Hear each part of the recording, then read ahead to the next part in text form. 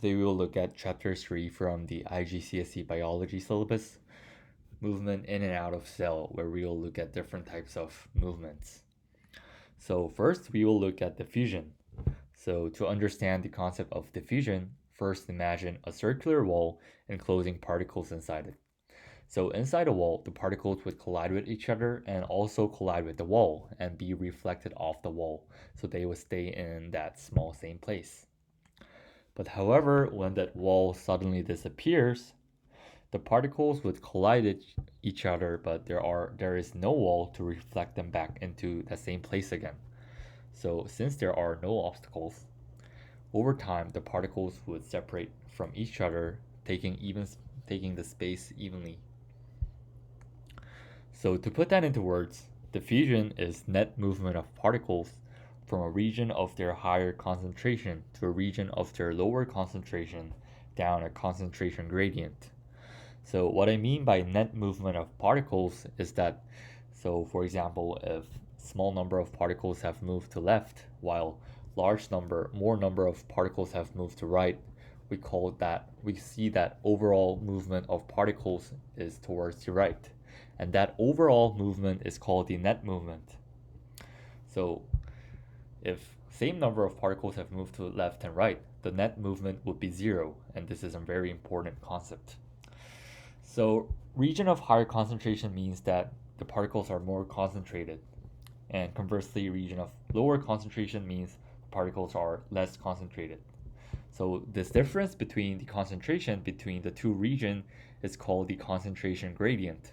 And the phrases I colored are important points that would award you mark if the question asks for the definition of diffusion. So diffusion in and out of cell happens through the cell membrane, which is selectively permeable. What I mean by selectively permeable is that small molecules such as oxygen can diffuse across the cell membrane.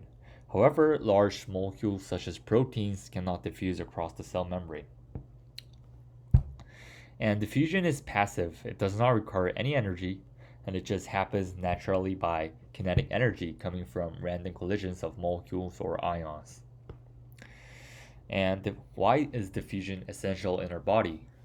So primarily, it is responsible for transporting nutrients or oxygen to a cell. So to visualize, so to the inside of the cell would have lower concentration of nutrients because the cell would use up the nutrients, whilst outside the cell in the bloodstream, the concentration of nutrients would be higher. So by diffusion, those nutrients would move from outside the cell to inside the cells, helping cells metabolize. And conversely, the waste products would be more concentrated inside a cell because cell metabolize and produce waste products, while in the bloodstream, the blood continues to flow and carries the waste products, so the concentration of waste product would be low in the bloodstream. So the waste products would be removed by diffusion out of the cell. And the absorption of nutrients is just similar to how nutrients are transported to a cell. And finally, for homeostasis, we will look at in the later chapter. But however, because of these these applications, diffusion is essential in our body. And diffusion is dependent upon four factors. So first, surface area. If the surface area is wider, the diffusion across the surface can happen in more spaces simultaneously, which leads to increased diffusion rate.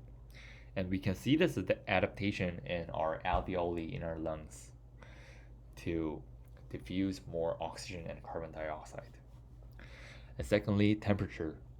By definition, temperature is average kinetic energy of particles. So if the temperature is high, the particles would move faster, so the diffusion rate would increase. And thirdly, concentration gradient. So the steeper the gradient, the diffusion is more likely to happen unidirectionally, so the diffusion rate would increase. And finally, distance. So the distance means the distance of the membrane the particles have to cross. So if particles have to travel less distance, it would take less time, so the diffusion rate would increase.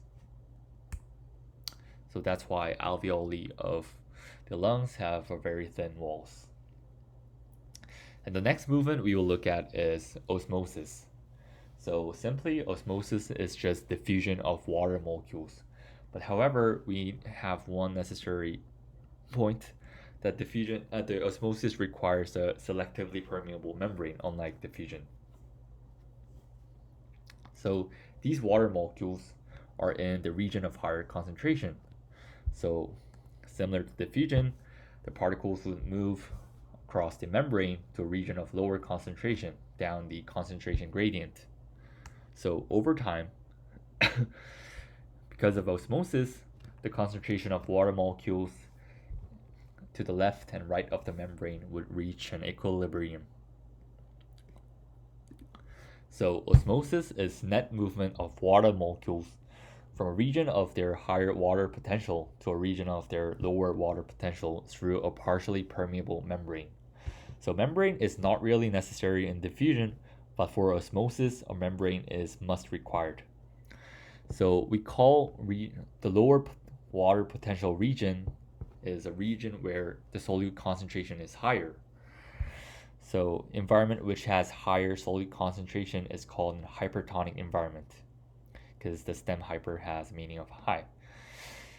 And the higher water potential region means the solute concentration is less, or there are less concentrated particles besides the water molecules. So an environment which has lower solute concentration is called an hypotonic environment. And finally, an isotonic means that the environment has same solute concentration as the cell. So to see osmosis happening in animal cells, so for example, I brought a red blood cell here.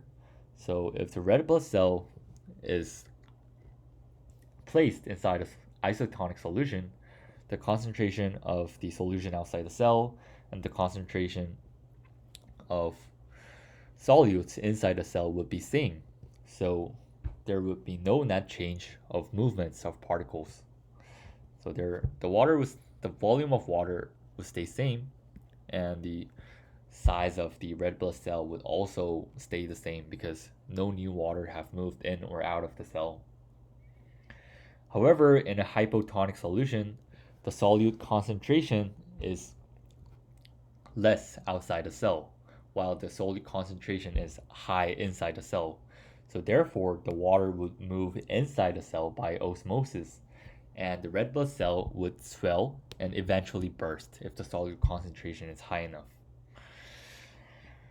And conversely, in a hypertonic solution, the solute concentration is higher outside the cell compared to solute concentration inside the cell. So by osmosis, the water would move from inside the cell to outside the cell, so the red blood cell would shrink, or we also call it crenated. So you can see the net movement of water in those boxes. And the changes cell experience due to the osmosis is little different for plant cells compared to animal cells. So when the plant cell is placed in a dilute solution, the plant cell would become turgid. So the water would move inside the cell by osmosis, but however, the cell would not burst because the tensile strong cell wall would prevent the plant cell from bursting.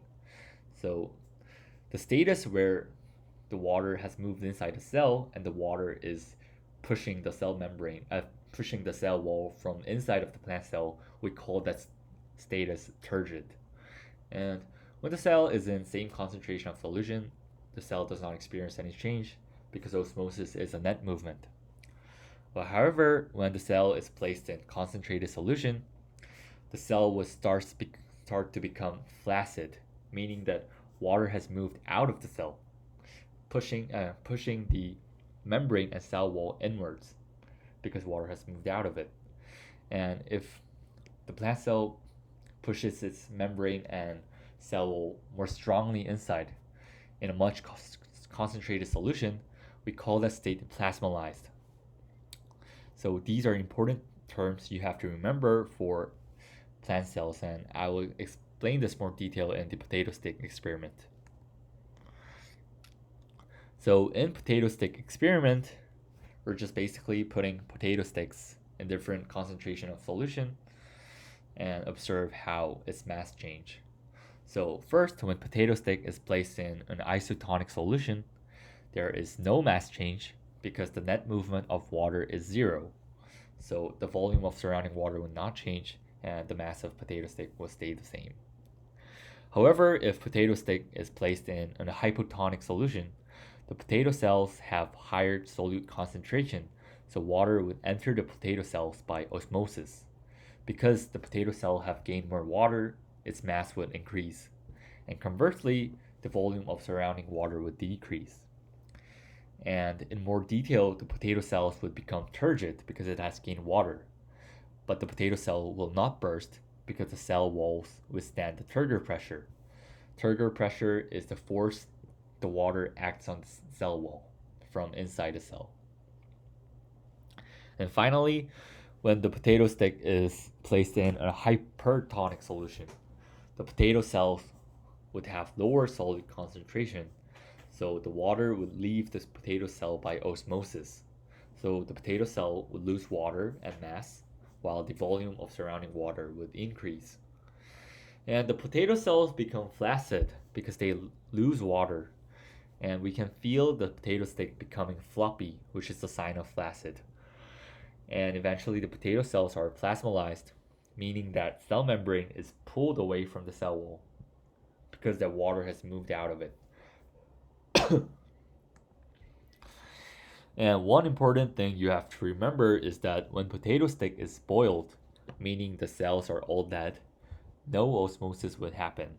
This is because according to the definition of osmosis, osmosis only happens through selectively permeable membrane, but the membrane has been destroyed by boiling, so no osmosis would happen. So therefore the mass and the volume of surrounding water would just remain constant. So you have to remember this because the IGCSE likes to trick you on this. And the final type of transport we will look at is called active transport. So basically active transport is just the opposite of diffusion. So assume that there is a membrane separating the two spaces. And unlike diffusion, in active transport, the particles move from region of lower concentration to a region of higher concentration.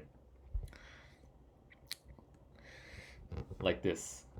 And this cannot happen naturally, so we need energy and protein pumps, which is the gray rectangle here that helps to move the particles across the membrane from region of low concentration to region of high concentration. Like this. So by definition of IGCSE, active transport is the movement of particles through a cell membrane from a region of lower concentration to a region of higher concentration using energy from respiration, or ATP is another term for it. So the phrases I colored are, again, important phrases that word you mark.